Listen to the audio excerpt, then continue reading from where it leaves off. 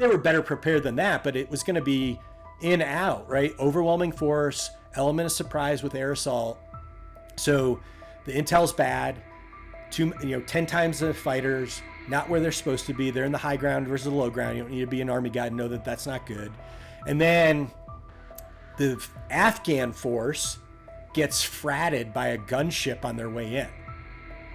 So they're already losing motivation. And then Zia is used to what our normal thing looks like, which is when the Afghans are, think about 12 strong, going into Mez, they're expecting this massive aerial bombardment by the U.S. to prep the battlefield before they go rolling in. Well, the Army, we got a couple of thermobaric bombs off the Strike Eagles, and the B-1s hung. Like, they didn't even drop. Like, so this confluence of things happened. And so now, if you go, there was a lot of bad blood after this. And the Air Force and the Army were slinging mud on the out, like, how could this happen? And you're going to take a side and the Army was like, the Air Force wasn't there when we needed them. And the Air Force is like, well, you got to include us on the plan.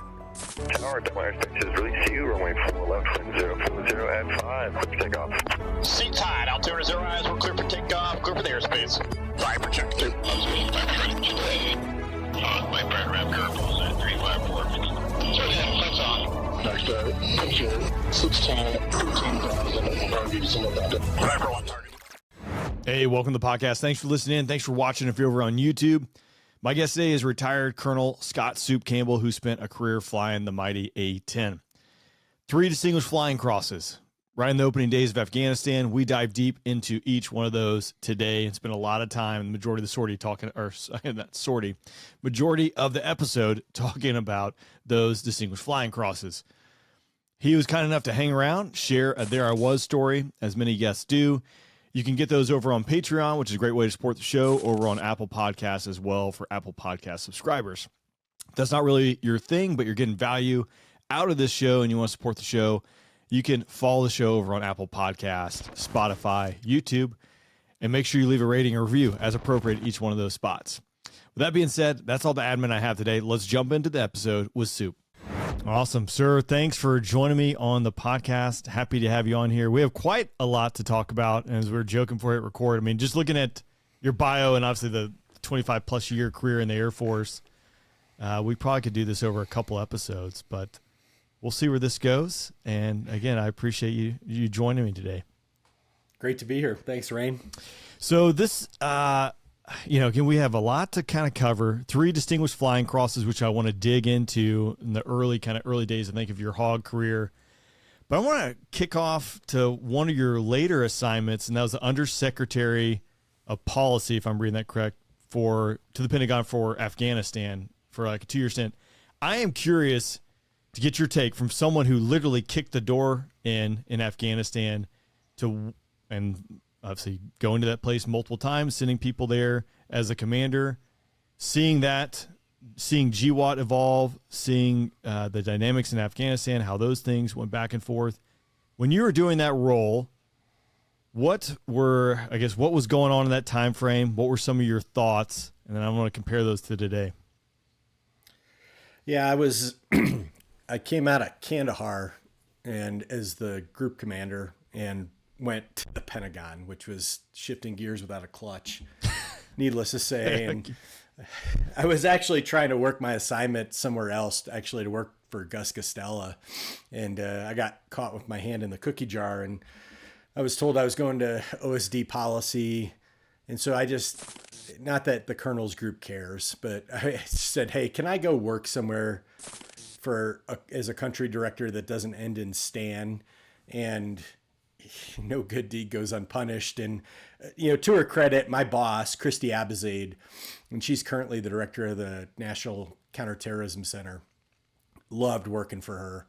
And she only had 2 military positions in the office, and she insisted they be operators, not foreign area, officers or anything like that.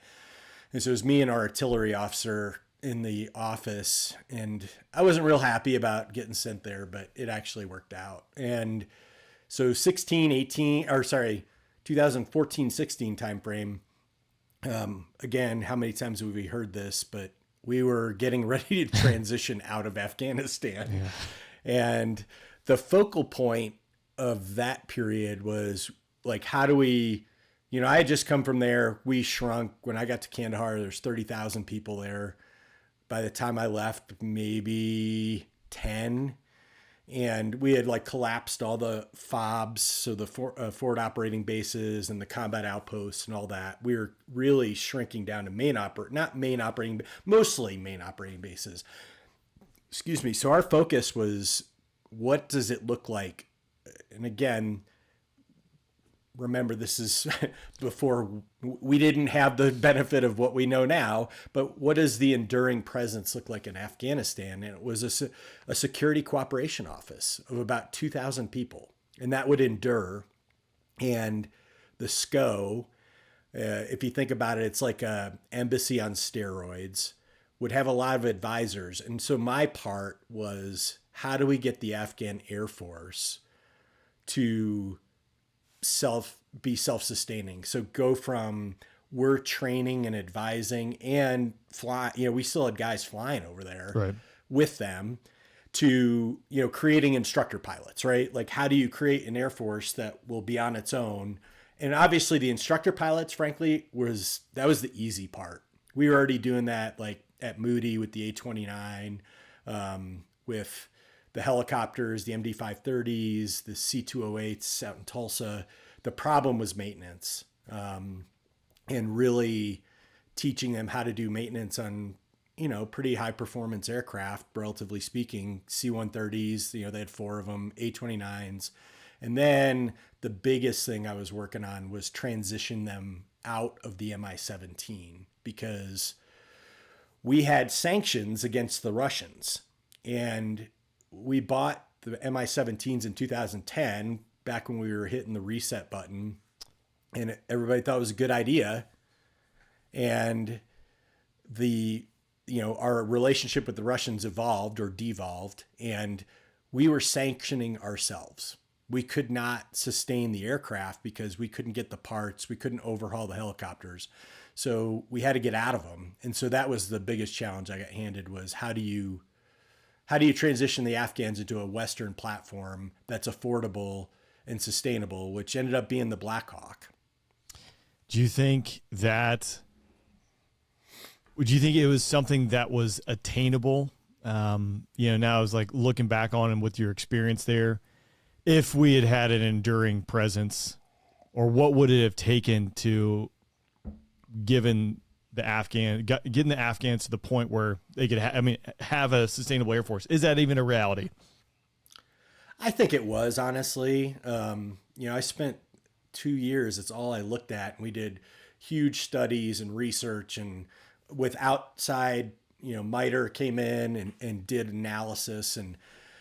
But yes, the answer is yes. The caveat is with 10 to 15 years more. Yeah. And that's the part that people forget when you think about, you and I are familiar, when you take a kid who comes out of tech school and you want to grow them into a 7-level maintainer, well, it's 15 years, 10 to 15. And the other part that people forget is, we would take shots about contractor logistics support. Well, the reality is the United States Air Force doesn't do anything without CLS either. It's not all organic. And so it was certainly attainable. But, it's the issue with counterinsurgency is most people, I'll paint with a broad brush, don't have the patience for what it takes. That's a decades-long strategy. And, clearly we ran out of patience. Well, that's like my take with Ukraine getting F-16s. I think there's a lot of hurdles that when it comes to that aspect. Just if you go from a pilot, how long does it take to TX to a new platform, right, and be proficient? You might be an instructor pilot in one, but it's going to take years to get to that point. But really, the maintenance and logistics end of it, like to become a 7-level maintainer and have that expertise, takes decades. Are or not, I mean, it takes a decade to be to that point. And so now you're just like, hey, we're just going to go do this in a war zone. You're going to have lots of challenges. It's a very long, enduring effort. Right. And I think people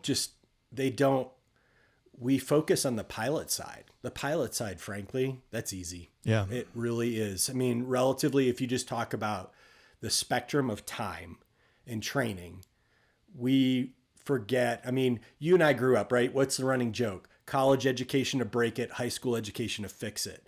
Well, yeah, but the reality is, like, that's the much harder thing to do, is to train a core of maintainers. And that's also why you see, you don't want to delve into this too deep, but why are the Russians having such problems? Well, they don't have a professional NCO corps. And, that's the long pole in the tent, especially when you're talking about maintenance and logistics. Those guys and gals, I mean, think about how long it takes to develop them to that level. And, we get all hung up on, we're going to send the Ukrainians. They got to go from flying a Su-27 to a Viper, and we got to TX them. Like, that's easy. That's a piece of cake. I mean, the maintenance side is that's going to be the challenge going forward. I absolutely agree. Yeah, that's because I think just leaning back to my superintendents I had in the maintenance world, the amount of knowledge those guys had, and the guys who worked for them, just the ins and outs. Like, there's so many complexities in the fact that when something breaks or might break, or it's a domino effect down the road if you don't do this and that. Like, again, you just don't learn that overnight, and you don't just do that when you go to tech school. It takes years and years of experience doing it. So I guess when it comes to Afghanistan, I could buy the argument that, maybe if you stayed for 15, 20 years, there was some stability in there where people aren't worried about their families getting kidnapped if they came and worked for the Afghan government. Yep, you might be able to get to that point, but I feel like I'm hesitant when it's like just now looking back on it, that this was an obtainable objective unless you're all in, and by all in, you're in for a century. Well, and you're right. And again, we focused on all the time. I mean, I had a moment that I was arguing. I was in the assistant or the deputy SecDef's office, secretary work. And I was in there with the undersecretary and then a couple of 3-stars from the joint staff. And the routine argument was the Afghans are dumb. And it's so shallow of an argument. And again, when you're sitting across the desk from, 2 Army ground pounders and a surface warfare officer who don't know anything about aviation, we always came back to the pilots, and that wasn't the issue. And, they were arguing about the Black Hawk's too sophisticated. And there's this belief, and I flew the Mi-17, I've been in it. Everybody believes it's like a John Deere tractor. It's not. We westernized the cockpit. It's very equivalent. And what we were doing was we were giving them A-model Blackhawks, which were the old steam gauges. They were completely capable of flying them. And, I got to the point where I had to, kind of throw a pair of aces on the table. And I said, so based on your argument that they're not smart enough to fly this uber sophisticated Blackhawk, because I put the 2 cockpits next to each other and I'm like, look at the similarities. But based on the argument, then there's no way they could fly this. And they're like, oh my God, absolutely not. And what I did was I threw the cockpit of the A-29 in front of them. And I'd flown the A-29 with our advisors, so I was familiar with the weapon system. And so it just came back to, they were missing the point. Like, we can train these pilots. I'm like, the maintenance issue is the thing we should be talking about right now, which is how do we train them to maintain these, and how much contractor logistics support is it going to take, and for how long? And because that's a lot of money, right? If you're paying contractors to be over there, it's an exorbitant amount of money.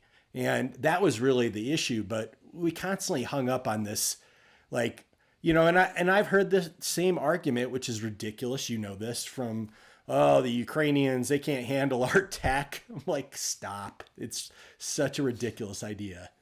No, I think I agree this, since the pilot's probably the easy part and people can figure it out. I still think, obviously it's going to take time for you to figure out the new weapon system, even if you're a pilot, but you can be done. But it comes back down to it, the maintenance aspect and then the logistics side of it. Like, if you talk Ukraine, right? Like, I don't know how many long runways they have in that country. I'm sure it's probably enough, but There's still a lot of things that can reach out and touch you across that entire operating area. But, when parts break, I remember going in, issues with parts breaking when we were deployed, and they're going to the wartime reserves, picking those parts and pieces out. Like, it's just, you need parts and pieces, and you need to be able to get them there on time and efficiently in order to sustain it. And it's also integration. Like, this is the other part, you go second and third order, right? Like, okay, fly the airplane, maintain the airplane, operate the airplane. But then it's like in Afghanistan, it was like, well, they need to talk to a JTAC. Yeah. Right. Like, that's all they're going to do. Right. There's no air threat. There's no, there's no SAMs, AAA. It's just all CAS. Okay. Well, how are, great. You can train them. You can give them the airplane. You can give them the weapons. But you and I know the integration, there's a reason that the two elements are close proximity, detailed integration. And that was something that we were working on it. But I think this is the same thing also in Ukraine, right? Which is like, okay, how are we integrating your, air defense, your radar systems, right? Like MES, JES, FES, all that stuff. And, it looks a lot simpler on paper, right? Yeah, no, this is a decades long process of figuring this stuff out in a controlled environment, taking the licks, taking the hits to do it. So we digress there a little bit, but curious to get your take on it. Because as I now look back on things, I've had this conversation with a couple of my buddies, rah, let's get into the fight. I think going to Afghanistan was absolutely the right call in the first place, but it feels like it grew into something more than it probably should have been, because you could have been more surgical and you could have had an operating presence. And when bad guy sticks his head up, he goes away. This guy sticks his head up, he goes away. But it kind of spawned into this big beast. So if you're either all in or you're not, that's kind of my take. No, you're absolutely right. The reality is when we were there and, we got into Bagram, when we opened Bagram up for fighters in March 2002, we were already discussing about closing up shop and going home. That's kind of the irony of my career was, we were like, okay, we're just about done here. Cause we were after Anaconda, there was no more kinetics. There was no kinetics for a couple of years. People fail to recognize that really the insurgency didn't start till about 2004. You can use different people's measurement on that, but depending on, again, Iraq, Afghanistan, name your campaign, what's the objective? And we didn't have it, right? And if the objective was kick the Taliban out, wipe out Al-Qaeda, at least in Afghanistan, we were done. Yeah. And then it morphed into, you get mission creep and you start doing nation building. And so, am I surprised how it ended? No. Yeah. Unfortunately. I think everyone knew that's how it was going to be. And I think as dramatic as the end was, I think probably caught a lot of us by surprise. We just kind of knew that the end state was probably going to be down that road, which is frustrating, but here we are with it. And it goes back to the objective piece. Someone smarter than me said it was, you can't defeat an ideology, which would be terrorism. You can go defeat the Taliban. If that's the objective, eradicate the Taliban, get them out of Afghanistan. But defeating an ideology is not something that's going to be winnable, in my opinion. Nope. Smarter people. I just noticed too, you took over the OG at Kandahar in July of 2012. Does that sound right? This was the one bio I have here. September 13. Okay. All right. I was like, man, I left Kandahar in August of 2012. So I was like, we actually had a little bit of overlap there. But yeah, the Spang Vipers were there when I showed up, and they were there for about a month before Tulsa came in, and then Carswell followed.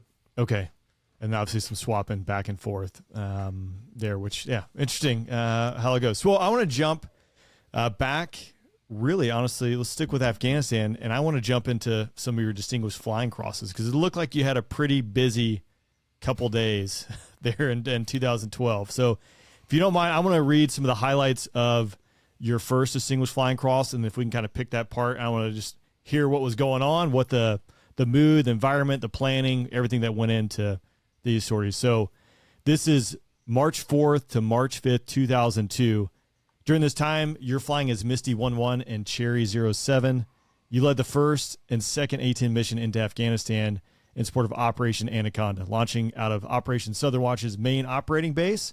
Captain Campbell led an 11-hour mission into hostile territory, recovering at an austere classified location. On his first sortie, he sorted out confusing communications, deconflicted multiple fighter and AC-130 aircraft in the target area, skillfully delivering 2 marking rockets bracketing the enemy position. He maneuvered Misty 12 to deliver 2 500-pound bombs with deadly accuracy, preventing a blue-on-blue fratricide incident. He directed a B-52 to change his attack direction to protect a friendly position only 1 kilometer north. During his second mission, Captain Campbell again took charge of the airspace deconfliction.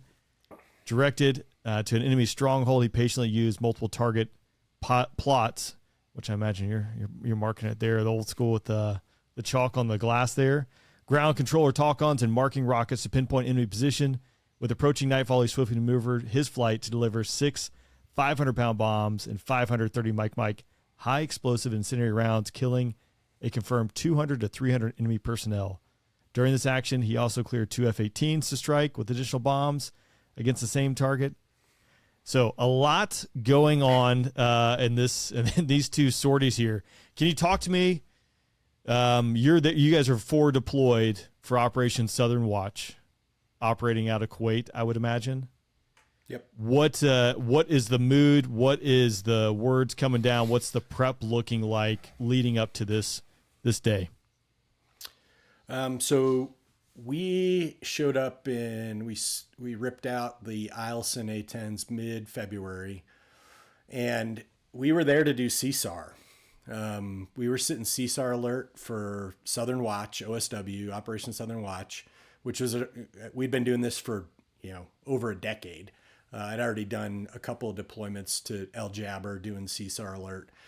And we were told specifically, you are not here to be involved in Afghanistan. You are strictly responsible for Iraq and the CSAR requirements. So we had a Strike Eagle squadron, weapons officer, none other than Grace Kelly, General Kelly Comac, which I know he's been on the pod. Yeah. And we had the Vipers out of Eielson, the Blue Foxes. Divot Bartley was the squadron commander. And then we had a squadron of Marine Hornets that were there as well. And so they were running back and forth doing milk runs to Afghanistan every day, complaining because in December was the whole Tora Bora thing. And since then, it was done. Like nothing was happening. And so the Anaconda thing gets cooking because they find a stronghold. They're getting some SIGINT comment. And the Army, Big Green Army, decides they're going to get involved because up until this point, it's been soft and air power. And so the Army's feeling, irrelevant. There's all kinds of baggage and budgets that go with that. And so they've decided that they're going to do a conventional action into the Sharikot Valley, which is between Gardez and Kaust. And they go into the planning cycle without pulling in the CFAC. And so it's strictly getting planned by the CIFLIC, so the Coalition Forces Land Component Commander, General Hagenbeck. And they only bring the Air Force in. General Mosley was the CFAC at the time, bring him in late. And the Army really just says, we don't need much support. They really minimize the amount of air power in the operation. So all this is going on unbeknownst to us because we're not any part of it. My squadron isn't. And are you the wing weapon? Are you the squadron patch at this time? Or? Yeah. So I was a flight commander, but our squadron patchwork, who never lets me forget this, he had to stay home. His wife was like 8-9 months pregnant. So as a flight commander patchwear, I took over as a squadron weapons officer for the deployment. And then the wing weapons officer was with us as well, Tito Hetland. And so we have no part in this. And it kicks off with Roberts Ridge. And needless to say, to categorize it as going poorly would be the understatement of a lifetime. Yeah. But it's going terribly because the intelligence is bad. The initial intelligence was 100 fighters, turned out to be about 1,000. the Army loves force ratios. They threw 3 battalions at it, thought that they were completely in their 3-to-1 force ratio. They weren't even closer to 1-to-1. And the enemy had the high terrain. They thought they were down in the bottom of the valley. Reference Roberts Ridge. They were going into a special reconnaissance position up there and had no idea that it was already occupied and had, Dishkas and heavy weapons up there. So the entire thing went south fast. The Army had no artillery, minus mortars. They decided they weren't going to field that when they moved forward. And they had 7 Apaches available, all of which took battle damage in the first day. Some of them were completely out of commission. Some of them got repaired, but, so it turned into, if you go to We Were Soldiers Once, it was the broken arrow scenario, because we had only committed a couple of B-1s and a couple of Strike Eagles based on what the Army said they required. And so now it's a full-blown cast battle, and it's not going well. Troops in contact, danger close, all those things. As you know, Grace and Divot did some amazing stuff up on top of Roberts Ridge. You're up there strafing with a Strike Eagle that at that time didn't do that. Right. They never trained to that. The 2-degree upcant gun strafing the top of a 12,000 foot mountain. Just amazing danger close work that they did. But about that time, so we were listening and watching the misreps come in. So we knew that things were bad. So anyway, the night of the 3rd, I got pulled out of the gym, said, hey, get into the MPC. And I walked in the door, and there's the group commander, the deputy group commander, my squadron commander. And they said, hey, CFAC has committed A-10s. You take off tomorrow morning. You're in pilot rest. And, your wheels up in 12 hours. And the issue we had right away was the jets were configured for CSAR in Iraq, which was an anti-armor mission. So we've got depleted uranium in the gun. We've got Mavericks, CBU. Back in those days, we were carrying Gator. So the four Sandy jets were configured with 2 had CBU-87 and then 2 had CBU-89 Gator mines. So it was all built for, we had jamming pod, 184 pods, AIM-9s, like all this stuff that we did not need for Afghanistan.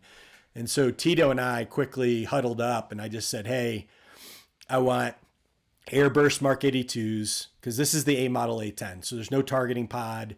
It's all dumb weapons, nothing advanced, bino, space stabilized binoculars.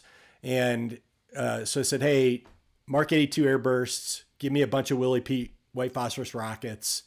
Let's get Lu-19 illumination flares on board. I don't need the jamming pod or AIM-9s. Change the gun out from depleted uranium to high explosive incendiaries to HEI, because it's soft targets, right? Humans and trucks. And so we rewickered, and then I said, hey, but keep the IR Maverick on board, because that's the poor man's FLIR. That's how we used it back then, it was our targeting pod. And so that's what we did. Download all the chaff, upload 480 flares. All the and flares. That's, So it was just all flares. And then I went to bed and, thinking that there's no way this is going to happen. Like, this will get turned off. I don't want to get my hopes up. And my wingman was K9 Kostelnik, who's another patch wearer, ended up being the weapons school A-10 division commander after this assignment. And got up in the morning and it was go. We got a quick briefing. So Divot is walking in from Roberts Ridge and is giving us the quick, handover, like, no kidding, 15 minutes. Here's how you get to Afghanistan. Because I hadn't read the rules of engagement. I knew nothing. Yeah. Zero. And I got handed some maps.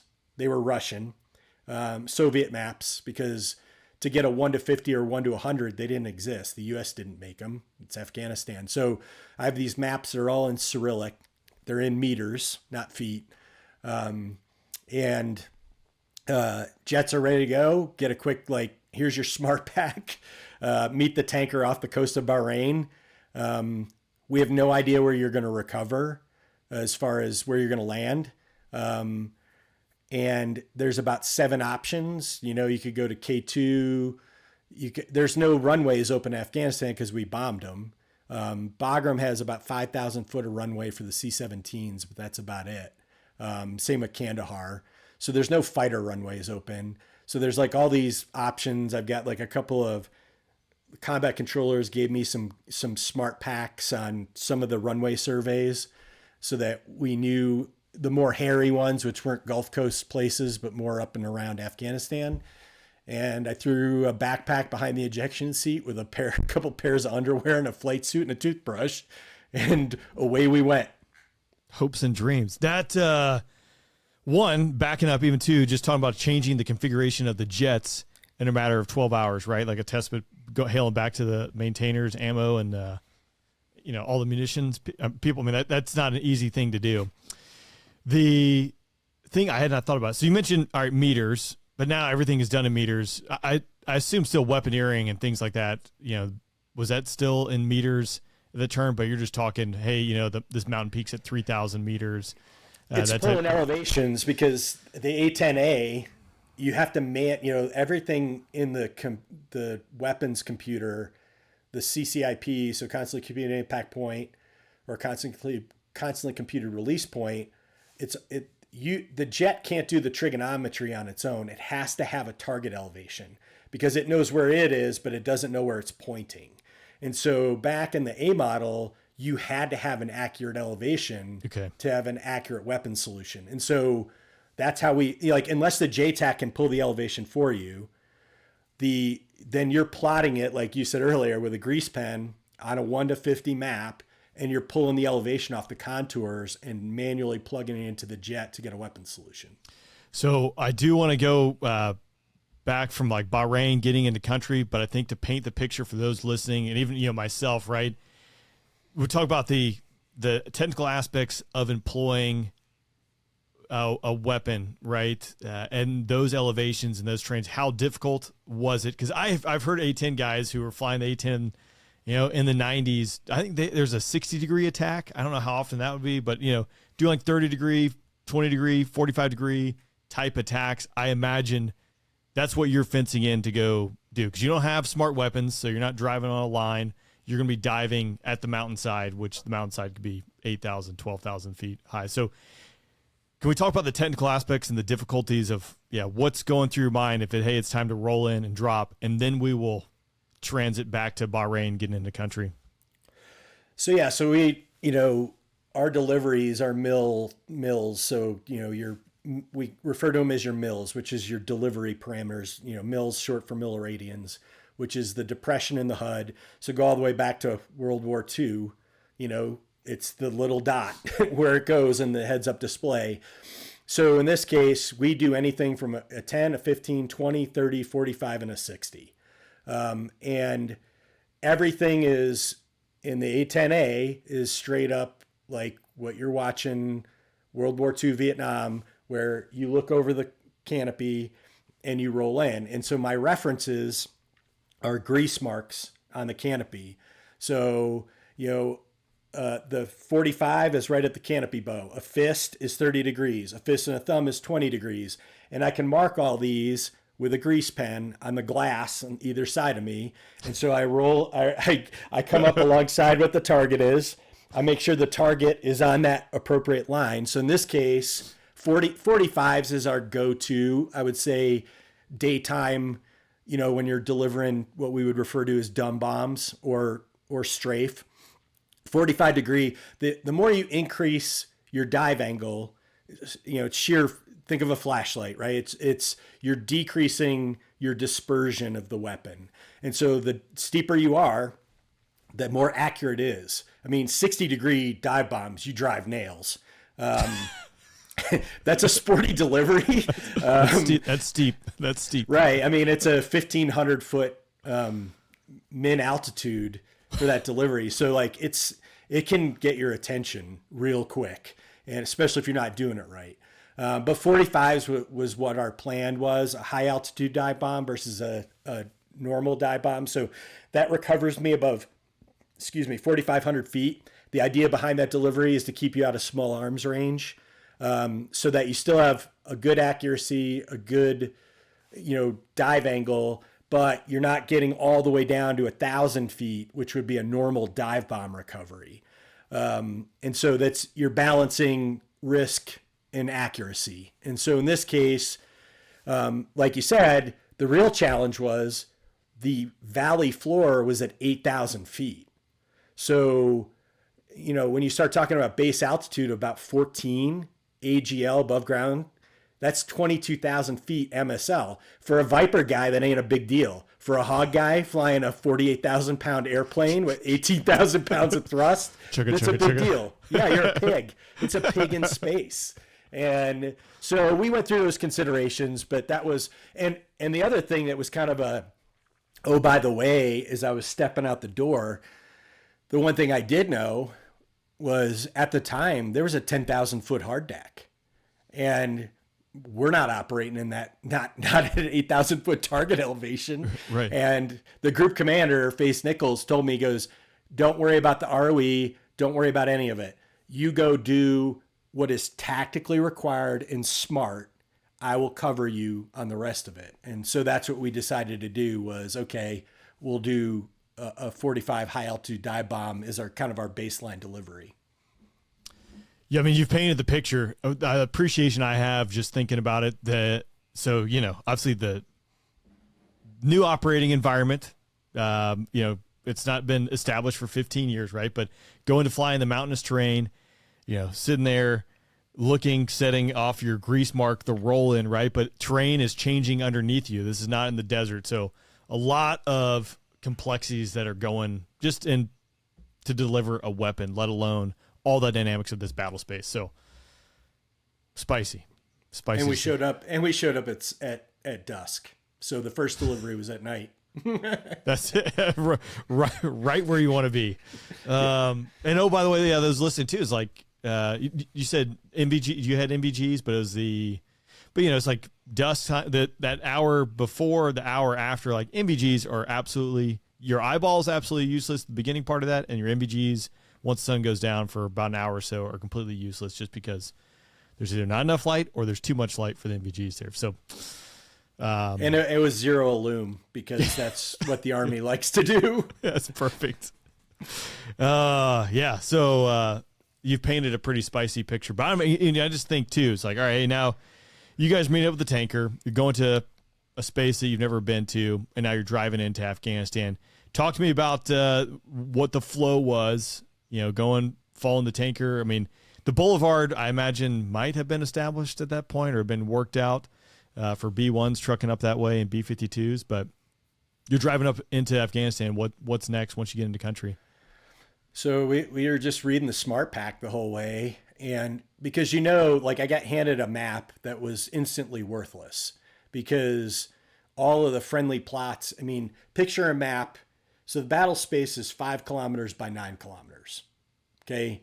If you quickly do the math, it's only about and I teach this as a case study at the Air Force Academy. So I've mapped it out. It's the Air Force Academy. That's how big this battle space is. And there's all these blue circles that got plotted out on our map because they went in and pulled all these friendly positions. And so for my lifetime, I'd been training linear CAS, right?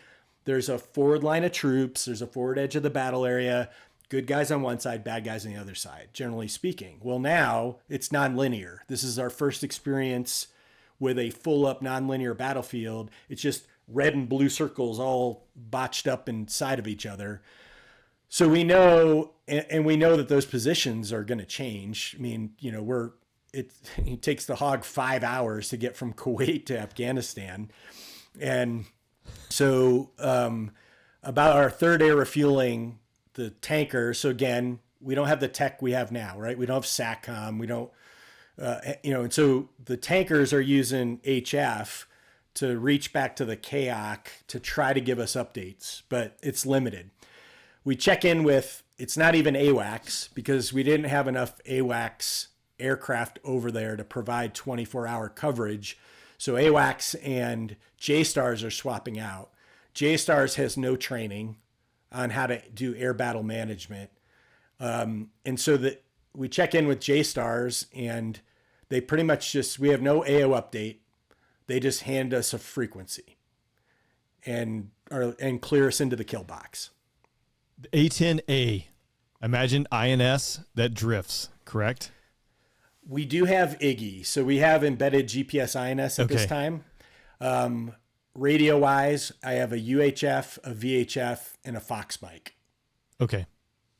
Because that's one aspect too, right? The Viper didn't get the IGI for a while, but if your INS, if your system is drifting, and then let alone you don't have maps, you don't have a moving map, it's like just finding this place, right, and where you're going. And oh, by the way, it's a battle, so like you mentioned, it's not a linear battle space, and people are moving. Okay, so you, again, a few hurdles. You check in, and then you're checking in at dusk. I imagine it's complete chaos. Does a JTAC have control and have SA what's going on there, or what are things? How is it being built? How's the stack being built? There is no stack. So what was happening, and now this is hindsight, but we don't know. We check in, we get cleared into, the kill box 17 India is a 30 by 30 mile kill box, but again, the battle space is really small within it. No idea who's in there. I get handed a frequency and not even a call sign, and there's no one on that frequency. So Kanan and I just start rolling frequencies out of the smart pack, and we finally get to a frequency, and there's 3 JTACs on the frequency, all screaming troops in contact. And one of them is saying emergency CAS.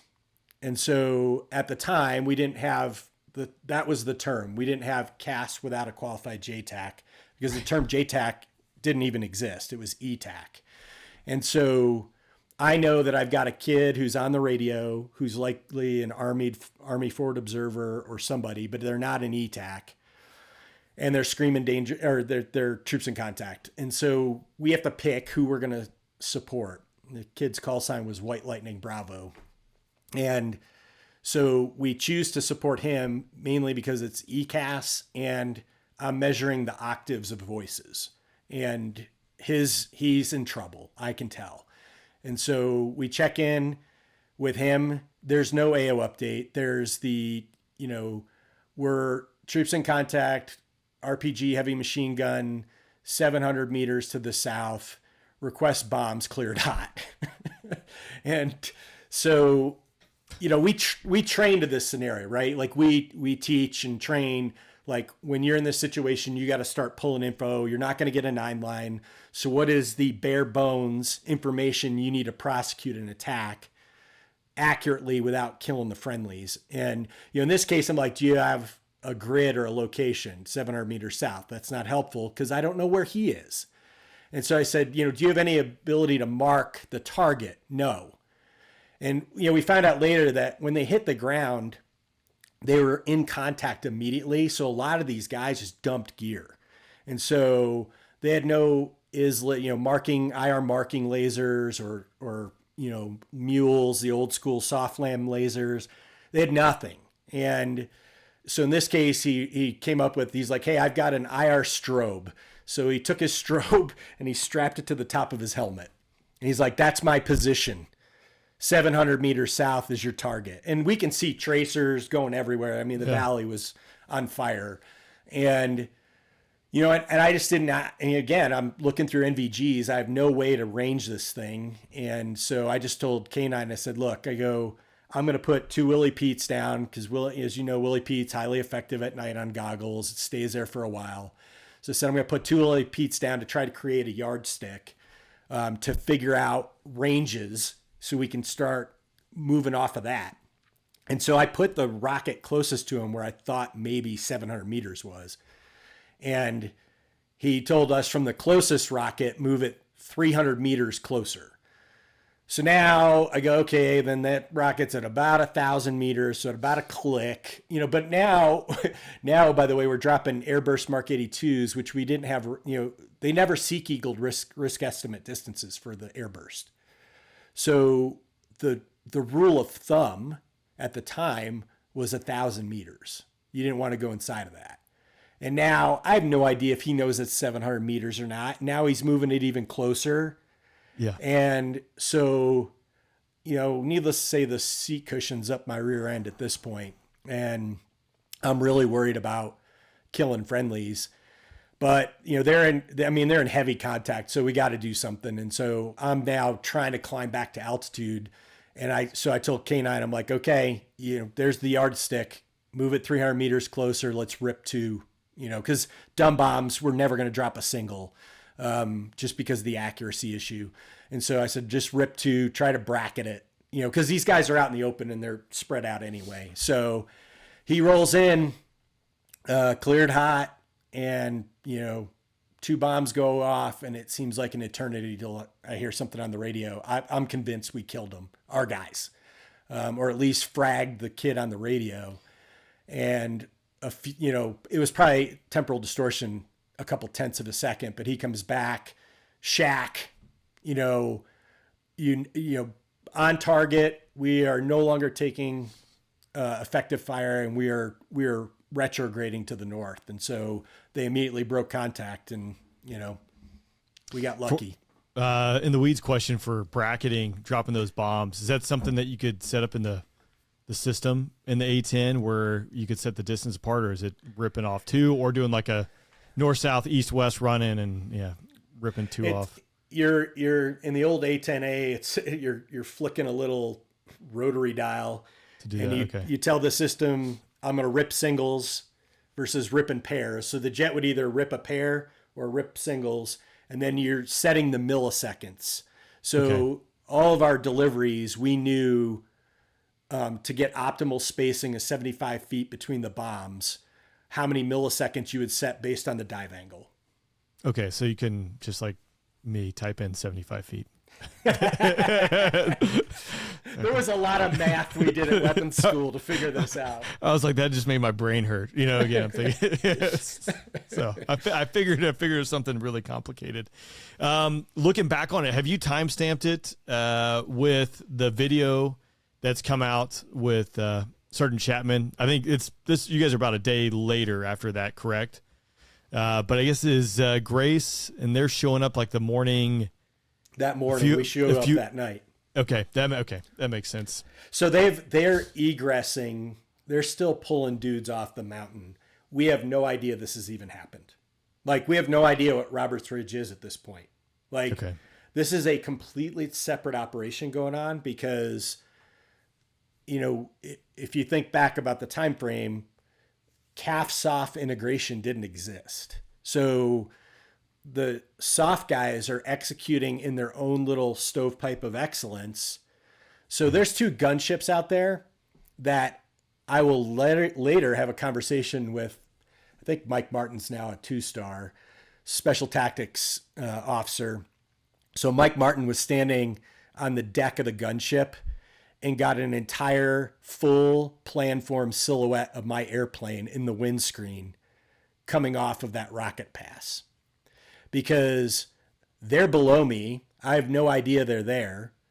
I do a diving delivery. I'm just pulling off. They're blacked out. I'm blacked out. We don't even have IR lights on.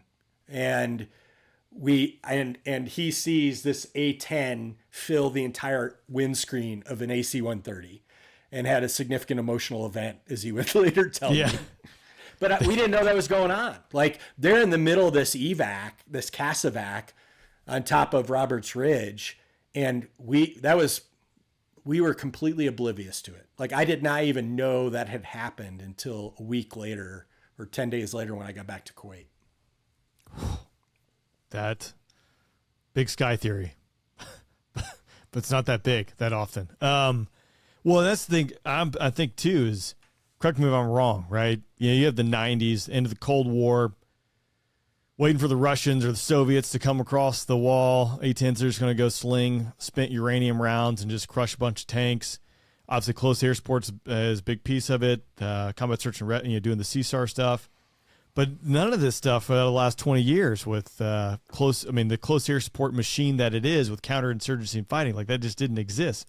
Going to a stack and having it established. Obviously, the only guys who were there who trained to close air support were us, Block 40 Vipers. So think, back in those days, right? If you were in a Block 40 squadron, which the Blue Foxes up at Eielson were, they were bomb droppers. And, that was their bread and butter, right? They were going to do interdiction and CAS versus the Block 50 guys were SEAD.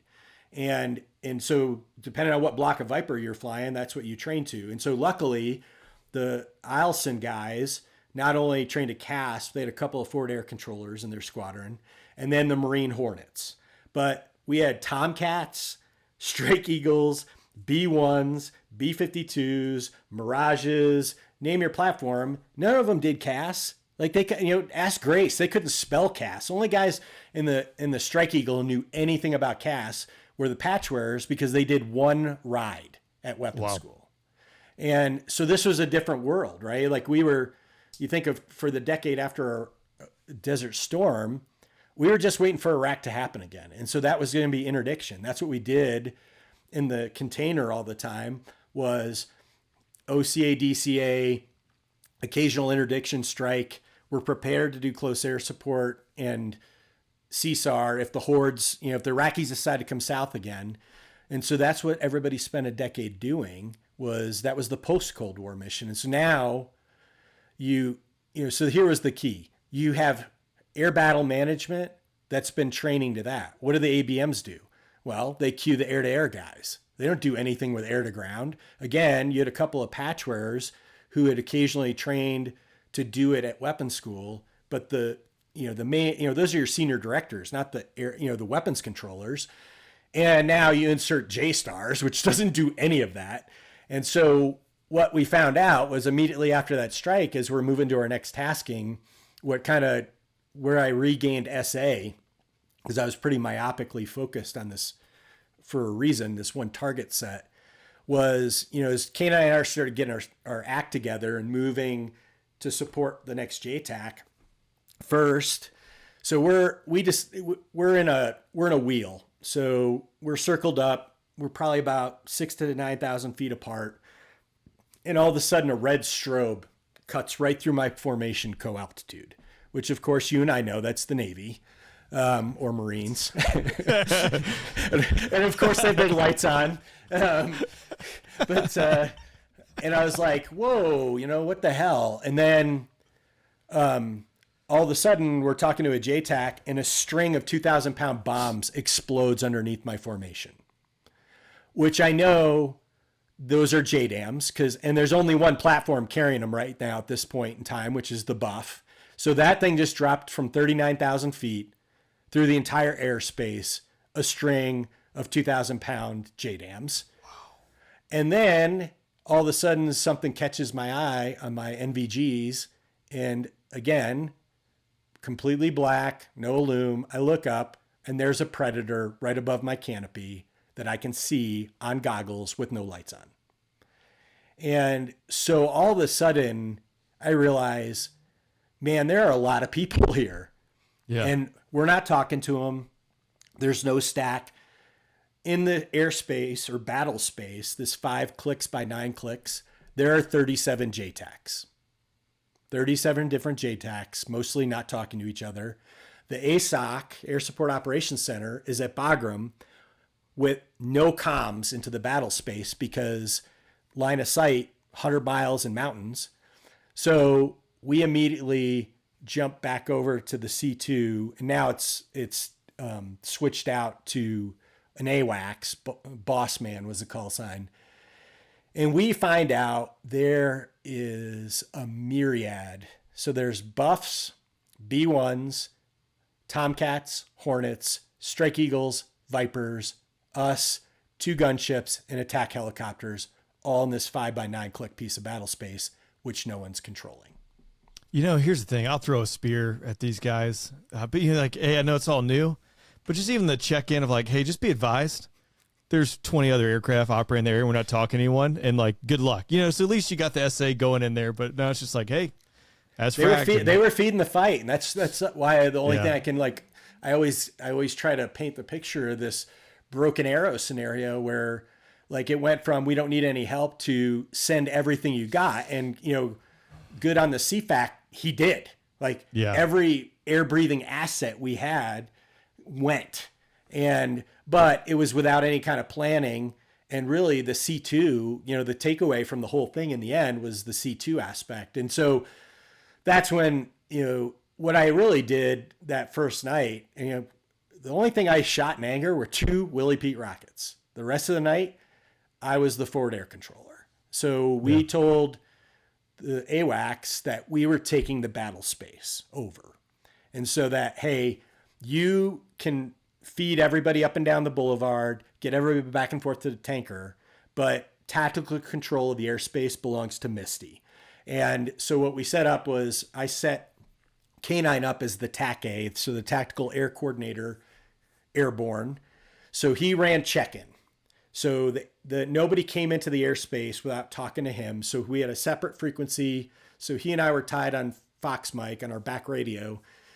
He was running one UHF frequency for check-in, and then he would get. So he was building the stack before the stack was a term, getting everybody safely deconflicted, feeding them into the airspace, and handing them off to me based on weapons and gas. And then I was doing terminal attack control as the FAC-A. So generally speaking, because the JTACs were under fire, they got no marking capability, they're extremely limited. So what I was doing is saying, hey, give me terminal. So back in this time, it's type 1, 2, and 3 control. So it was, hey, give me type 1 or type 2 control. I'll do terminal attack control.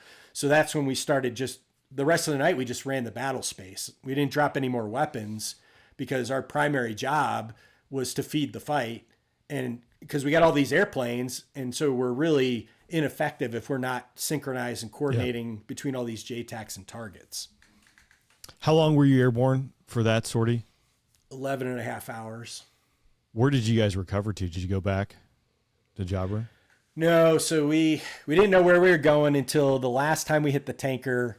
They said, hey, we finally got word you're going to go to Jacobabad, which is in Pakistan.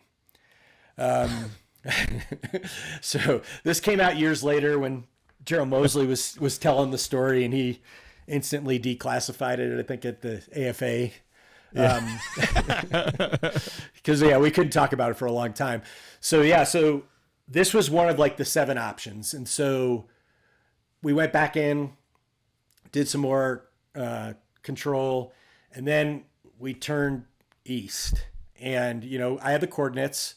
I had an airfield layout. And I remember with this one, the combat controller said, hey, if you go there, it's a little hairy. It was a soft base.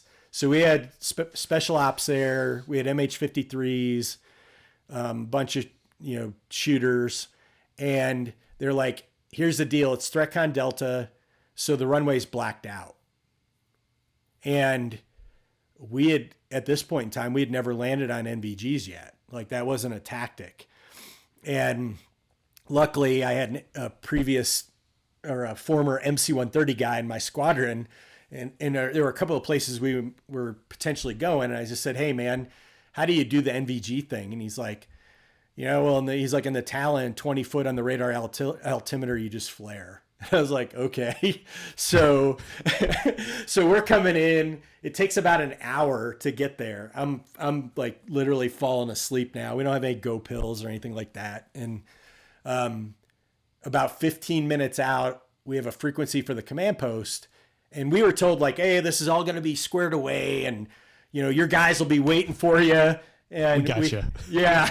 Checks in the mail. And I call the command post and they're like, who are you? And I'm like, okay, I'm the 2 A-10s and we're landing there regardless of what you guys say. Like, I have no gas. I have no tanker. You're it. We're landing. And they're like, all right, suit yourselves. And so we come in and I just tell K9 to go trail. I got a little green box in the HUD where the runway's supposed to be. There's no IR lights. There's no nothing. Obviously you can see the outline of the base.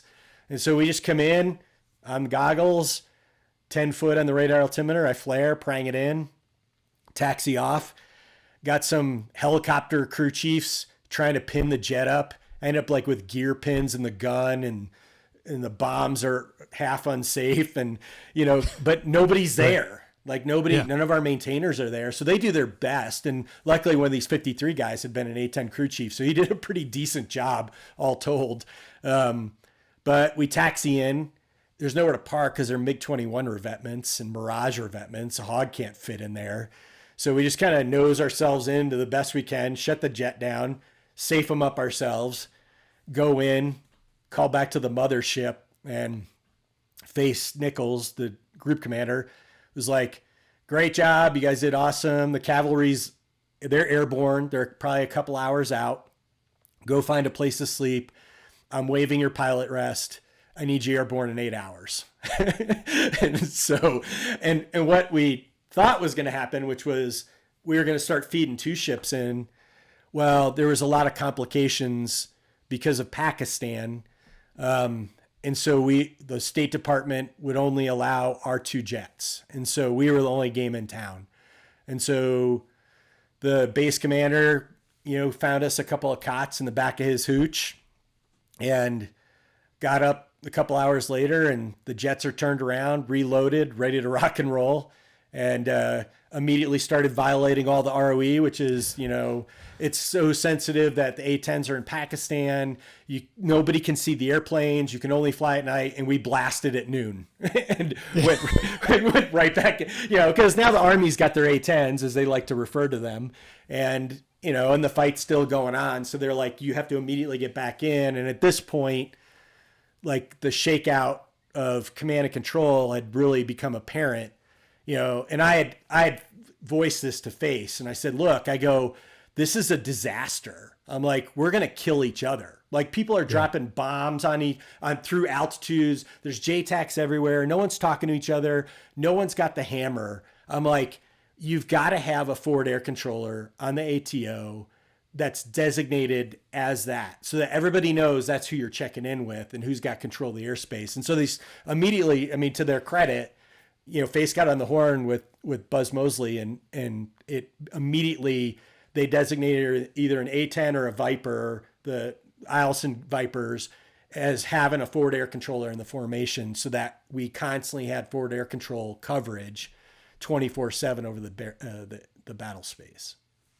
Do you think, was no one expecting this? I know you mentioned that the C-Flick, obviously the Army was just going to do the Army thing and they were going to go at it. There are different pools of money and probably, a power struggle, but that this wasn't anticipated, that it was going to kick off this point, right, where this, the book wasn't on the shelf to pull the book off and say, hey, now's break glass, let's go.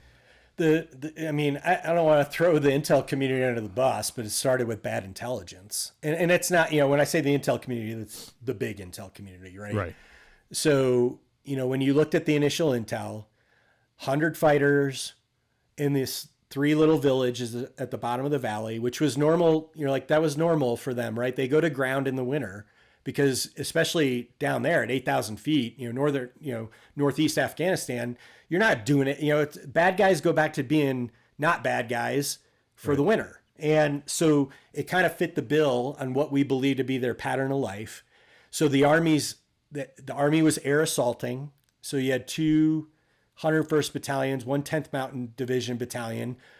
When you look at the plan, and I went, after this, I went to Army Command and General Staff College. So at Leavenworth, this was like, I took an entire class on this, like on what was the plan. And it was great because I had guys who were Army dudes who were like, this is what we envisioned. So they envisioned they were going to come in, 100 bad guys, 1,300 Joes, supported by SOF, right? Like, so SOF was infilled on the mountains.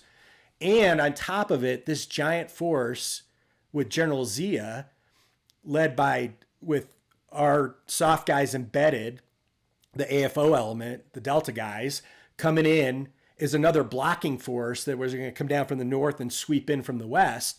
Well, intel's bad. They're not where they're supposed to be. So the army is going to come in and surround them, string concertina wire around these villages, and pretty much tell them, come out and surrender or die. And that was it. It was going to be kill capture. This will be over in 6 hours. And when you look at the gear and stuff they brought, it's like, think Black Hawk Down, right? Like, oh, you're not going to need MVGs. You're not, they were better prepared than that, but it was going to be in, out, right? Overwhelming force, element of surprise with air assault. So the intel's bad, 10 times the fighters, not where they're supposed to be. They're in the high ground versus the low ground. You don't need to be an Army guy to know that that's not good. And then the Afghan force gets fratted by a gunship on their way in.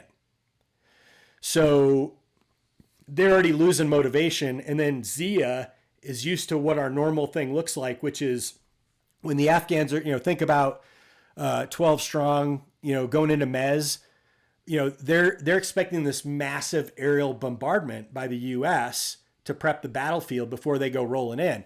Well, the Army, we got a couple of thermobaric bombs off the Strike Eagles, and the B-1s hung. Like, they didn't even drop. Like, so this confluence of things happened. And so now, if you go, there was a lot of bad blood after this. And the Air Force and the Army were slinging mud on the out. There was articles written by General Hagenbeck and by Colonel Bentley, who was the S3, countered by El Cid. Neuenschwander was kind of leading the charge as chief doctrine guy for the U.S. for the Air Force on like, how could this happen? And you're going to take a side and the Army was like, the Air Force wasn't there when we needed them. And the Air Force is like, well, you got to include us on the plan. And so, we had a huge hot wash at the end of it where I think we were very self-critical as an Air Force, and that we knew that we lost our edge on, the 2,000 mile screwdriver had just become a thing, which was OSW. The KAC could run the show. It was easy. We spent days planning for these very, mensurated coordinate targets. We're going to send 40 jets into the container to bomb one radio tower as a response option. And so we had gotten used to that. And we weren't capable of doing dynamic targeting, for lack of a better term, and running a dynamic airspace. And certainly close air support wasn't on anyone's mind. Interesting. It's funny. Not even fun. It's not funny, right? But the pivot with like near peer threats, obviously that's become more of a thing. Realizing that you get comfortable doing something for 20 years. Hopefully, the near peer threat doesn't rear its ugly head, because that's a whole nother can of worms. And it's not gonna be a nice day. But if you don't, like anything, if you don't practice and you don't plan for it, then you're probably going to take a licking and a bruise here and there when it comes down to it. This second Distinguished Flying Cross, the second day, back to back Distinguished Flying Crosses. It's a busy time. So the second day sounds like obviously you're taking off, as you alluded to, and then really managing the fight as forward air controller. Can you kind of talk to me about that day? Was it better? Was it worse? What was going on when you started checking into the AO and handling it? It was better. We checked in during the day, so the daytime turned out to be, relatively speaking, quiet compared to the night. So the enemy, they were smart. It's Al-Qaeda, right? We're not talking about run-of-the-mill Taliban. These are hardened Uzbeks, Chechens. They know what they're doing, and we're in their backyard. And so they knew that they didn't want to move by day because we'd hammer them. They knew that they had more advantage at night because the Army was going to ground at night, because they're in waist deep snow, 8,000 foot elevation, tons of gear, mines everywhere where they know where they are. We don't. And so for them, they would kind of hunker down defensively at night. And that's when the enemy was attacking. And so that's when everything lit up. And so we showed up during the day. It was relatively quiet. We were just doing basic running the stack, for lack of a better term, doing strike reconnaissance, like looking for the bad guys. And then all of a sudden we connect with a 101st JTAC who's on a couple mountaintops over from Roberts Ridge. And he's in contact with a U.S. Air Force combat controller, Hotz Hotailing, retired as the Chief Master Sergeant of the Air National Guard. Hotz is with a Australian SAS team. They're down on the south end of the valley. They've got a feed coming down off of an agency Predator. And because that back then, U.S. Air Force Predators weren't armed. That's how you knew when you were talking to the agency guys, because they were talking like they're doing CAS. And gotcha. Okay. So you could differentiate. And then we started figuring out the call signs. Wildfire was the agency guys.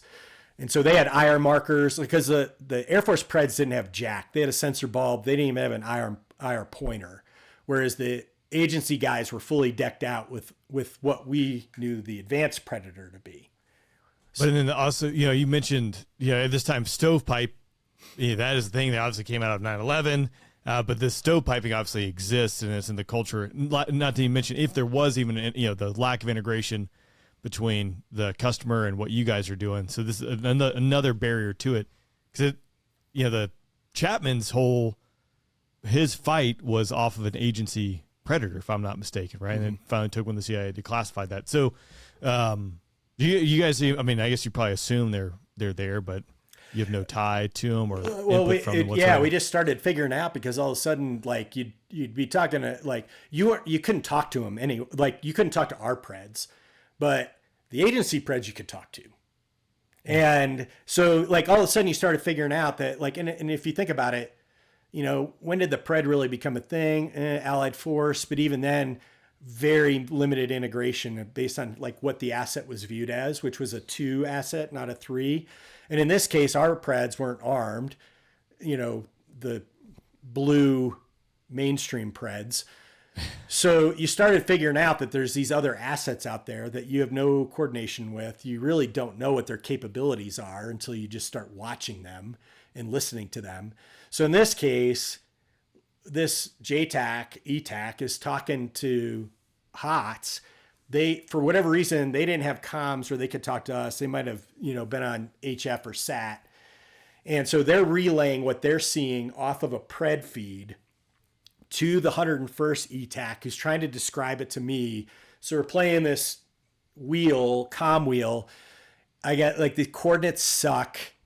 Like it's not anywhere, like it's in the middle of the valley. Like I can't see anything. The sun's starting to fall, set. So all the valleys are in darkness. And so what they're describing for us is that there's these 4 technical vehicles that the SAS team watched come in and go into this valley. And it's the valley right below Roberts Ridge, which eventually becomes what we called engagement area rat line. This is where they were funneling everything in from Pakistan and from Nixon's nose, Koust Bowl area. This is how they were resupplying. And so anyway, they're relaying to us, say there's 4 technical vehicles and there's 200 to 300 dudes who are just coming out of the hillsides. And what they had discerned was this is where these nightly counterattacks were coming from. So anyway, they're telling us that it's a hog driver's dream. Like they're lining up, like no kidding. It's like a parade. We can't see it, but there's 4 of these, Toyota Hilux trucks and 200 to 300 bad guys lining up behind them. And so we're discussing with the ETAC, and I'm like, okay. And I got 2 Hornets stacked up above me, and they've got air bursts, 2 each air bursts. We've got 6. So I'm like, all right, here's what we're going to do. We're going to roll in. I'm going to start at what I think the front end of the column is, and we're just going to walk these things back because this valley is so tight, and like it's going to be like if we get on target, this is going to be devastating. So I rip 4, K9 rips 2, the 2 Hornets come in, rip 4 more, and as soon as I dropped, I got secondary. So I knew I'd hit the leading edge with those technical vehicles, and so we just they had nowhere to go. So we're like, just keep walking them back. And then the Hornets. Could you see him, or are you saying it was like dust time, getting dark? So yeah, couldn't see anything. I was shooting in the dark. Gotcha. Okay. I used a Willie Pete beforehand, right before, just to confirm. I put it right in front and just go, this is the valley we're talking about, right? and knowing that I could tip my hand, but it was only day 2. These guys hadn't quite connected Willie Pete with inbound death, which later on, when you put Willie Pete on the deck, that was it. They were off to the races. But at this point, we could still do it. And they were like, what's that? And so then after the Hornets bingoed out, and I just told K9, I'm like, hey, man, I go, we haven't shot the gun yet. Let's let our Army bros know we're here. And so then we put about, 700 rounds of HEI down into the valley. And so we caught them. And realistically, that was it. Like the Army never had another major counterattack. Like we had finally gotten the heavy force that they were, obviously I said like there's 1,000 people in the valley, but getting those 200 to 300 was a huge turning point, where that really enabled the ground force to start maneuvering. I built this picture in my mind of like these steep canyon walls, and all these fighters coming down into the base of the valley that you guys are dropping in. Would you, tactic wise, you still doing a high angle strafe as steep as you can, or are you trying to front to back just condense? I mean, you're shooting grenades at these people, so yeah, we're doing 45 high angle strafe, but we were opening the slant range up because of the HEI. Okay. I don't need the closed in slant range like I need for depleted uranium for armor piercing incendiary rounds, which is kinetic. So with the HEI, as long as I get it to arm, and I knew from weapon school, we could shoot at 5 miles slant range on the 30 millimeter, and they fuse and we would hit the target. And so we were probably shooting at about 2.5 miles slant range. But with devastating effects. I mean, like really at that point, you're managing dispersion. That becomes the issue with the higher slant range. But we didn't, based on the target set, that was okay because I'm not shooting at a point target at this stage. Okay, so that's why Shiv called a snap on me and Loco when he was like 4 miles across the circle there. It's like, okay, Shiv, do that. Digress, but. So that's the second sortie when this is going on. Was the rest of that mission, did you recover back into Pakistan? And I assume you're FAC A in that sortie, correct? Yep, FAC A. And then finally we got jets, 2 more jets into the fight. So I actually ripped out with another 2 ship of hogs, recovered, and then I was supposed to, now the squadron's showing up. We eventually got 5 jets into country, into Pakistan. So we were flying 2 twos, and then we had a spare. And so the next day I was supposed to take a knee and kind of get back into my day job of being the weapons officer. And I got pulled out of the shower mid-morning, hauled into the MPC again, deja vu. And what was verbalized to me is, we think we got him. And I was like, huh? And I get handed another crappy 1 to 50 map with a circle on it. And it was way out on the border of Pakistan. They're like, go here. And so the belief was we got bin Laden, which obviously we didn't. Proverbial white SUV, heading towards the border. B1s actually very skillfully put a 2,000 pounder into the road in front of it, and it swerved off the road. 2 47s, 160 SOAR MH47s come in with SEALs to round up. So they didn't like take the vehicle out. The vehicle just crashed. So they were like they were obviously following this vehicle. So they were on scene immediately.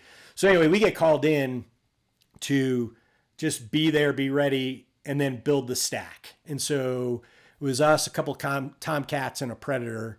And we were just doing what we would now know as armed overwatch for the SEALs who were collecting up these high-value targets. But then they went out into a sensitive site exploitation into the immediate area. I would not find out until about 3 years ago. I talked to a DevGru guy and we synced up the story because I never knew what was going. I was talking to one of their JTACs, but I didn't know what the hell was going on. And I finally found out. I mean, I obviously knew later that we didn't get him, but who these targets were. But then it was a very bad scene, like civilian casualties, bunch of stuff. So like we're evac. So anyway, HVTs, they get them out, and then we come in and they get the casualties out first, and then they round up all these HVTs, and then the as with every day I flew there, now night is falling. I've got a pretty inexperienced guy on my wing. He's a patchwear, but he's an F-111 patchwear. I just TX'd into the A-10. And so the 47 guys are like, hey, we got to go back to Bagram. Can you do rescort? And, again, so much for the 10,000 foot hard deck. So I'm on goggles between 500 and 1,000 feet flying through the mountains of East Afghanistan, doing a race 4G grinder over the top of this 47 so I can provide them cover. And I've got my wingmen stacked up high, just kind of staying out of the mix and providing me cover. And then I get them almost all the way back into the bowl up in Bagram, and then bingo out. But yeah, that was hairy, to say the least. I mean, again, didn't fire a shot in anger, but it was interesting. It's really mountainous up in that corner and over that way. Did you have a tanker were tankers hanging out over the AO, or how far did you have to drive to get a tanker?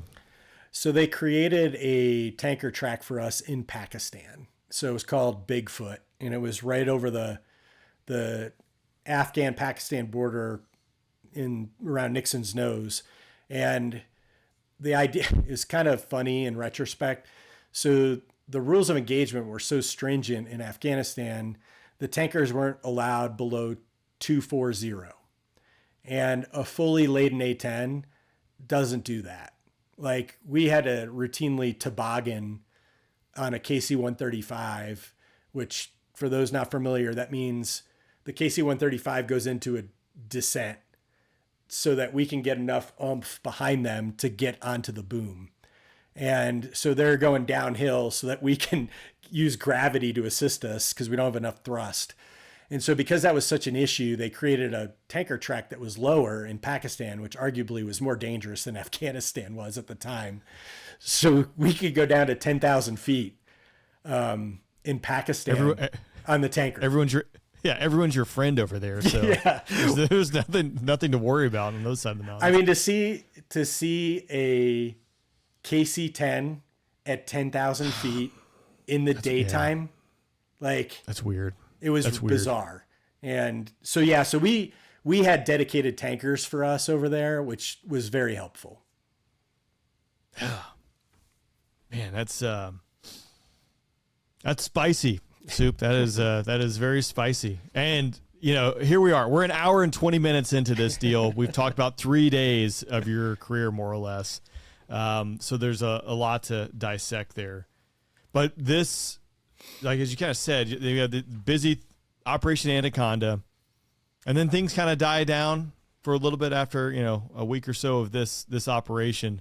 Do you guys go back to Kuwait, or what's the posture? Yeah, we spent about 10 days in Pakistan, and then we, for lack of a better term, got kicked out. The Pakistanis couldn't take the pressure. You can't hide A-10s. There's nothing looks like it. There's no plausible deniability with A-10s flying out of a Pakistani base. And so the State Department is like, you need to leave. And so we went back to Jabber, and we thought it was going to be like business as usual again, because, yeah, everything quieted down. It was like a mop-up operation at that point. And then, again, give the Army their toys, and they don't want to let go. And it was the immediate, we need to figure out how to get the jets into Afghanistan. And so about 2 weeks later, I went Advan to go set up Bagram. And it was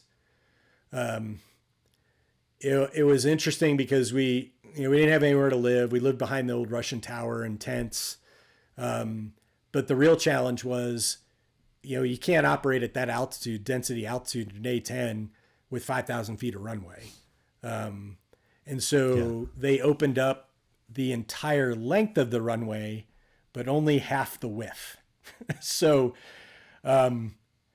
you're going down the runway. The first half of it, like the northern half of it was largely intact, but the other half of it, you're going down one half of the runway and the other half of the runway is cratered, like 2,000-pound bomb craters that you could like park a Humvee in. And so the greatest threat became if I blow a tire. Like if I blow a tire, it becomes both sides of runway are mined, fully mined. And so I eject and I land in a minefield, or I take my chances with the titanium bathtub when the gear shears off and I go tobogganing into the minefield in my titanium bathtub. I signed up for what? Yeah. Well, probably the time when you were the OG at Kandahar. I mean, I remember when I was at Kandahar, when you drove around the western side of the base, which I didn't do very often, you would see Afghans out there still digging up mines from the ones that had just, I guess, the monsoon season, and they would just migrate and they had no idea where these things were from all the Soviet days, let alone when they're inside the wire. And I say inside the wire. It's yeah, no, you're right. I mean, like we would routinely see like goats blow up. Like they would be out there with their herd of goats and all of a sudden you'd hear an explosion and there's a goat going through the air because it stepped on a mine. Oh, what a great time. So, what a great time. It's weird too. You started like thinking back because I went to Bagram for about a month because I was at Kandahar, but I remember the tower, which I think they've gotten rid of, but the huts, which I'm sure were probably the ones that were built shortly thereafter, they were getting ready to bulldoze them right before I left. And so once they bulldozed them, it was just like black widows, just all just scattering about. Like once they bulldozed those plywood huts. It was interesting. To say the least. I want to jump back. So we're a little out of order here, which I appreciate and I like a little spice here. But what made you want to become a pilot in the first place? What put you on this path? I'll use the worst answer, but I grew up in the Top Gun generation. I had no military in my family. Like my dad was drafted. He was an infantry guy in Vietnam, for 1 year tour. But I didn't have anybody in my family that flew or pilots or Air Force or anything. And so I think honestly, like I saw Top Gun and I was like, wow, that's really cool. And then for me, what got me in that direction was Civil Air Patrol. So like I learned about this Civil Air Patrol thing. I got my first ride in a Cessna when I was in 6th grade or 7th grade. And then at that point I was like, I'm going to be a fighter pilot. Like that's all I want to do. And so then it just became how do I become a fighter pilot? And it was go to the Air Force Academy. And it's like, okay, I'm going to go to the Air Force Academy and I'm going to be a fighter pilot. And that was it. Like, I mean, I was like, I told my mom tells a story, but I told my high school or middle school counselor in 7th grade that I was going to the Air Force Academy. I was going to be a fighter pilot, and then 2 out of 3 ain't bad. I was going to, study aeronautical engineering, which I was a management major, but because I wanted to go to pilot training and we didn't have many slots. It turns out you don't need to be an engineer to be a pilot. I also learned that. I was like, yeah, hey, I need a good GPA. Yeah, I'm not good at calculus. So nope. Yep. The math department was my downfall. And so I quickly learned you don't need to know how to build it to fly it. Yeah, I can break it just like the rest of them. I assume obviously you wanted to fly the Viper, but then you flew the A-10.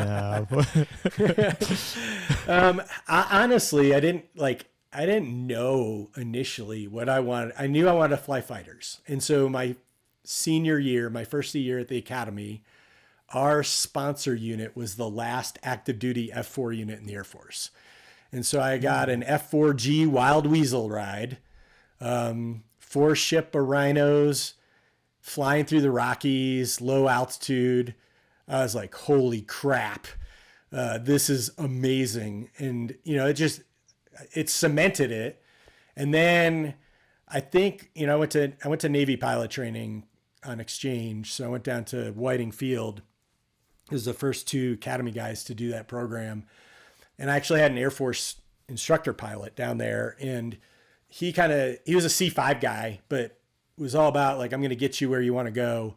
And so he was like introduced to me to this notion of, you know, it's about the mission, not the airplane. And so, okay, you know, I got T-38s coming out of T-34s with the Navy. I went back to Vance, and I still honestly wasn't sure. I was somewhere between the Viper and the Hawk. I didn't like, nothing about the air-to-air mission really got me jazzed. And I think the thing that, when I look back, the thing that really cemented where I wanted to be, you know, in the spectrum of the stratosphere, was how boring the supersonic ride was, right? Like, you probably remember, right? Like, that's it. Like, stare at the needle. Oh, look, it just jumped. I'm like, 1.0. Yeah, I was like, wow, that was uneventful. And then I flew my first low-level ride. And I was like, holy shit, 400 knots at 500 feet. I'm like, okay, this is it. And then I was lucky. You know how things have changed over the years, but this was, you know, we went from 133 fighter squadrons in Desert Storm to 55. And so in T-38s, there were no FAPEs. We had 2 FAPEs left in the squadron. And no kidding, they've been there for 8 years because the Air Force got rid of the FAPE program, though my class was the first class to get FAPed again. But all the guys in my flight were fighter or bomber guys. And so you had access just in your flight room of every weapon system you could get out of T-38s. And the really cool thing was we had a couple of graybeards in there. Because, of course, you know, I'm going to tell you my airplane's the best. You're going to tell me the Viper's the best. Well, I had a guy who flew F4s, A-10s, and Vipers. And so I was like, hey, sir, like, you go back right now. What are you flying? He's like, the Hog. And so I kind of got the chance to pick everybody's brain about like, what is it about the airplane? What is it about the mission that you love? And with the, you know, the Hog guys, like, it was just this whole idea of supporting guys on the ground. And I knew I liked flying low, you know, like that excited me based on my experience in both T-34s and T-38s. And so I was like, this has got to be the mission for me. And, you know, we had a lot of FAPE drop, and back then the Strike Eagle was brand new. We didn't get any Strike Eagles in the drop. So we got like 2 C models, handful of Vipers, and 2 Hogs. And so I was able to get the A-10. Dodge a Strike Eagle bullet. Whew, well, you know, like, you didn't know what you didn't know. Like, it was the bright, shiny toy at the time. Right. Everybody, you know, and to be honest, I got counseled. Like, when we put in our preferences, my squadron commander was a Viper guy, and, you know, good on him. He's doing his job. And he's like, dude, you're going into a dying weapon system, which is kind of ironic for me to say this right now. But I mean, it was, right? Like, every 5 years it was a dying weapon system, and he was really pushing me to go to a Viper. And, you know, and I kind of looked at him like, well, you know, I mean, like, if it happens, then hopefully I can transition to a Viper if I can't stay in the Hog. And, you know, as luck would have it, it worked out. But when you finally get Kim on the pod, you can ask her the same question, because she might have been trying to take a Viper. Well, you know, it just sometimes works out, sometimes doesn't. Well, you know, a lot of it, I'll let her tell the story, but a lot of it is she didn't want to be in my community because I was already a patch wearer. And it's okay. So she was like, I don't want to be, you're a known entity, you're a patch wearer. And back then there were a lot of Viper A-10 bases, like Eielson, Spang, you know, Shaw was close to Pope, Osan. So it was like, that might be better for us. And yeah. Turns out there weren't enough Vipers in the drop. Yeah, well, interesting. Just in the dynamics, because you're probably showing up as like the bank era is winding down, or like guys are coming back from being banked from pilot training. But then too, you talk about, your pilot training experience was just chock full of guys from the fighter world. I think there's when I went through pilot training, there was a guy who was a Viper dude in the entire squadron. And it's, it just kind of continued, and probably, as you're now a commander, I remember at Shaw, the CAF started doing, hey, you can take a 4-ship cross country, which cross countries did not exist for a decade. And it's hey, take a 4-ship, go wherever you want, get some training done. But the one caveat is you must stop at a pilot training base and try to show and tell people, about the community. Cause they're just sitting, there. It's hey, that's the thing. I always is the mission for me. And I think I had that mentorship, the plane is not necessarily going to be in the spot you want to live, but if you really got to live in a certain spot, you're going to go fly a plane that you might not be tied to the mission. And if you're mission oriented and want to do it, then pick the mission and go fly that plane and go live in Sumter, South Carolina, or Fayetteville, North Carolina. Yeah, right. Yeah. Where I did 2 tours, but no, you're right. And I think it's it was such a different time, because that was part of why I did everything at the academy to get my pilot slot, because we only had 225 slots and we had 800 guys qualified. And we had just watched, so my instructors were banked pilots. We watched the 92, so I'm a 95 year group guy. The 92 and 93 guys were getting deferred. So, hey, you got a pilot slot, but you're going to go be the gymnasium officer at Minot Air Force Base for 2 years while you wait. And so then the dynamic changed again, because the class I replaced at Vance, the T-38 class that we replaced, had 4 dudes in it. That was it. And not because they washed out. That was how many slots they had. But then there was this other dynamic going on. So all of a sudden we overcorrected between bank, deferred, really cutting T-38s back. This is also when pilot training turned into JSUPT. So I was one of the first classes at Vance where there were T1s, and we tracked, because at the time, Laughlin or Columbus was still straight T-38s, T-37, T-38.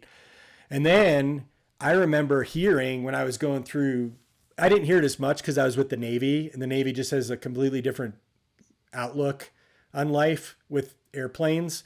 But I was hearing from my bros in T-37s, the heavy guys were telling the fighter guys, oh, you don't want to go to the fighters. They eat their young. It's cutthroat. They do all these crappy deployments over to the desert. And, it's just, yeah, I think there's this crazy cycle that, and then the dynamic when I got into the A-10 was the F-111 was shutting down.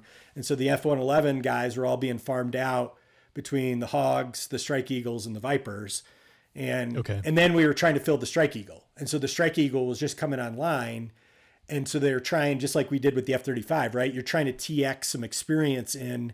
And so at the time, it was kind of a sweet deal if you were at Pope, because if they had a TX slot that suddenly opened, I had a guy in my squadron on a Friday afternoon get called up and say, hey, can you be at Seymour Monday to start a TX course? We'll figure out the PCS thing later. Just live at Pope for now and commute to Seymour, because we got an open slot. So it was bizarre. Yeah, it ebbs and flows, all these changes. I want to talk real quick about weapons school. I know you said you'd be willing to hang around, hopefully for a little bit, for There I Was story. But obviously, go to weapons school. You're back as an instructor. And then did you do command at the weapons school at the 66? I was the DO. DO, okay. Yeah, so I went... I was way too young to go. I was so, arrogant. I mean, they beat it out of me, which was great. I mean, I'm a true believer in the program. I always jokingly say it's a leadership program disguised as a flying program.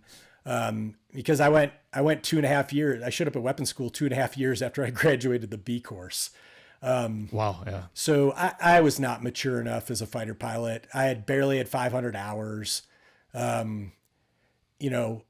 it was great. It taught me so much about myself, let alone about being a better instructor. But yeah, so I went back, I did Korea Pope.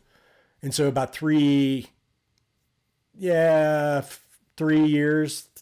years after, I graduated, I went back and I taught there for 4 years, which was way too long. I probably lost 20 years on my lifespan being there that long teaching, but awesome assignment, but it's a grind. That's for sure.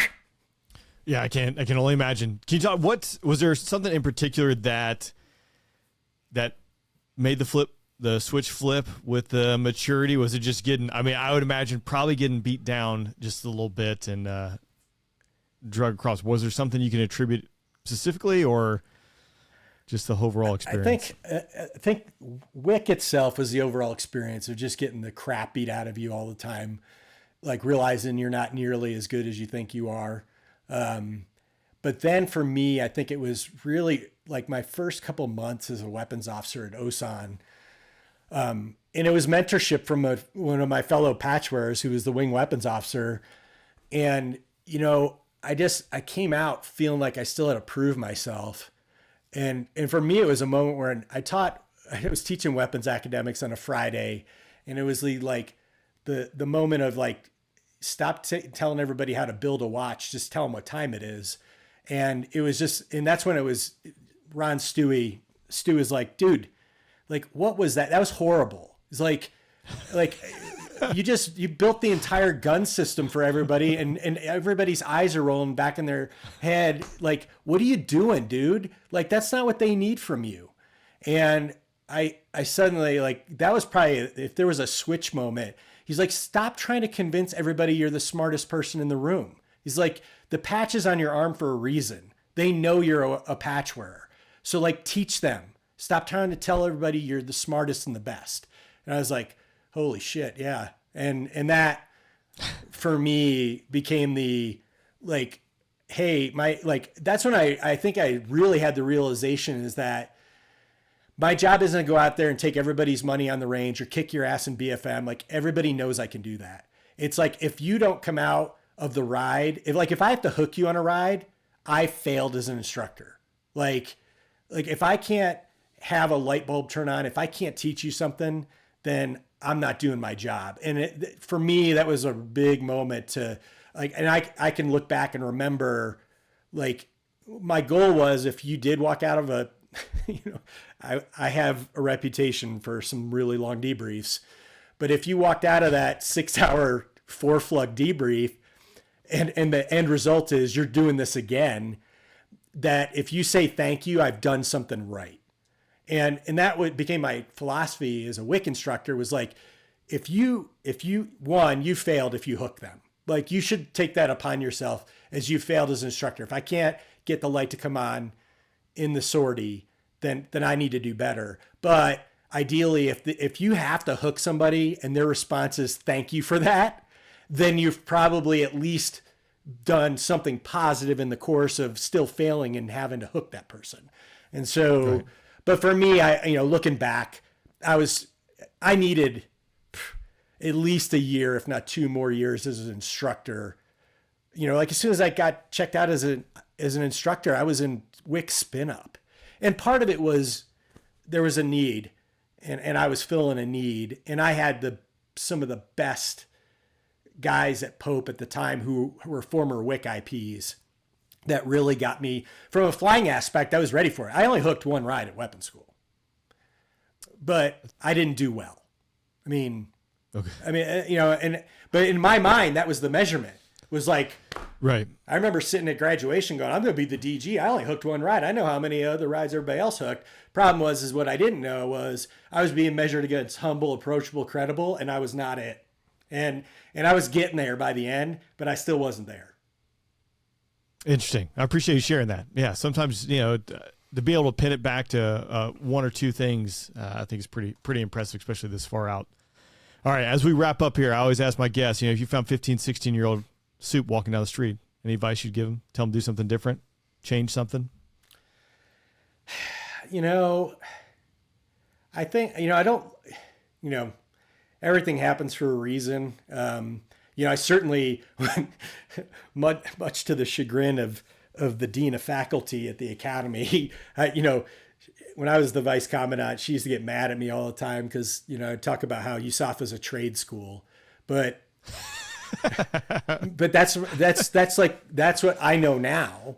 And yeah. I'm like, I mean, because you and I both know, right? Like when's the last time you used your degree? I mean, and that's not unique to USAFA. You know, as far as my master's degree has come in very handy. So these are very valuable things. You know, bachelor's degree was really important for me to be a pilot, as well as my master's degree. Yeah, so. I mean, I wrote a stunning dissertation on close air support to the brigade combat team, which has tons of relevance in the private sector. But yeah, I mean, I just direct translation. Yeah, I look back and go like, I made myself suffer for 2 years or a year and a half as a chemical engineering or material science major. And, you know, looking back, I'm like, what are you here to do? And I was there to fly. And I wish, you know, I wish I had been able to do more with that. Not that it hurt me or anything in the end, but I wish I had the experience of being a glider instructor or something like that. Right. But I mean, those are minor regrets. I think that, you know, I think it all worked out. Yeah. I did international affairs. I was going to start out as a CE. I show up to ROC the pre couple days, whatever, run into a casual lieutenant. He's going to pilot train. I'm like, what do I need to be a pilot? He's like, you need a good GPA. I'm like, well, I'm not going to do well at calculus. I switched right away. I was like, what'd you do? He goes, international affairs. Like, boom, that's what I'm doing. I don't even know what that is. But I think like hindsight, I look back, I was like, if I did like architecture or engineering, it was my fallback if I got hit in the eye with a rock. But to your point too, it's like, you look, our European partners, you know, the Dutch graduate high school, a year of academy, which is, you know, military school, and then straight into their technical career field, which is, you know, being a pilot. Well, you and I both know guys who were fighter pilots who had a degree in musical appreciation. I mean, like we jokingly talk about that, but I mean, for me, like I learned the hard way. I had a couple of D's in calculus. Then I was failing Calc 3 or Calc 4 so badly. I was last in the order of merit. I had an F- if that was possible. And, you know, now I'm into my sophomore year. I've taken too many majors classes, so I'm behind on the core. And, you know, so I can only take 5 majors and graduate on time, which you have to do. And so I was at that point, the light bulb finally came on. I'm like, I need to get to pilot training, which means I need to get my GPA up. And so I just when I went in the registrar's office, I just said, what does the football team all take? And they're like, management. I'm like, sign me up. That's where I will be. Yeah.